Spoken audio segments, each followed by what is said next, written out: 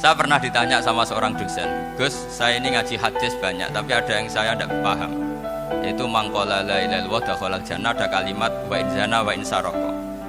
Meskipun pernah zina, pernah maling. Ini kan seakan-akan mentoleransi perzinaan dan pemalingan. Terus saya bilang, oh makna hadis itu seperti ini. Jadi kebenaran absolut, kebenaran yang mutlak itu tidak akan terganggu oleh status perilaku seseorang.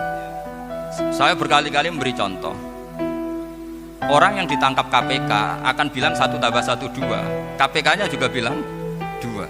Rivalitas dalam politik, Pak Prabowo ya bilang 2, Pak Jokowi juga bilang 2. Orang yang zaniyah, yang lonte pun akan bilang 2. Muftinya juga bilang 2. Ketua MUI-nya juga bilang 2. Artinya gini, kebenaran yang absolut adalah kebenaran yang siapapun akan meyakini seperti itu. Seperti 1 ditambah 1 2. Kamu punya musuh bilang 2.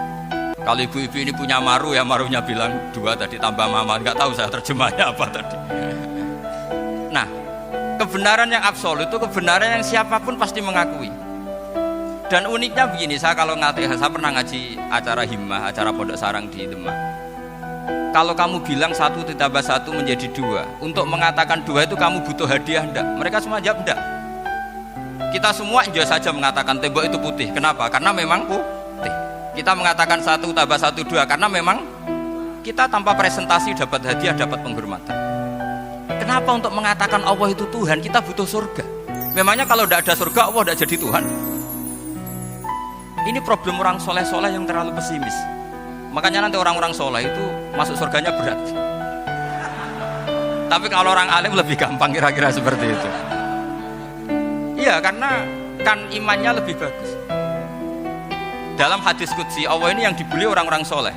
Laulam akhluk jannatan wala naron alam akun ahlan an uto'ah, dalam hadis qudsi.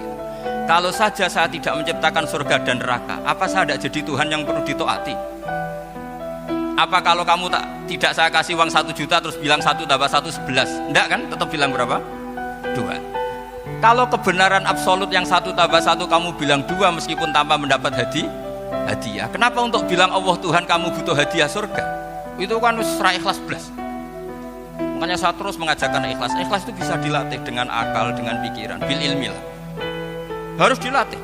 Nah di sini ini momen atau makna yang mestinya harus difahami wa inzana, bahwa kalimat ini sah meskipun dilafatkan seorang yang pernah zina. Sama seperti 1 tambah 1 2 sah, diucapkan siapa saja sah. Dan siapapun akan mengucapkan itu secara ikhlas. Ini penting saya utarakan.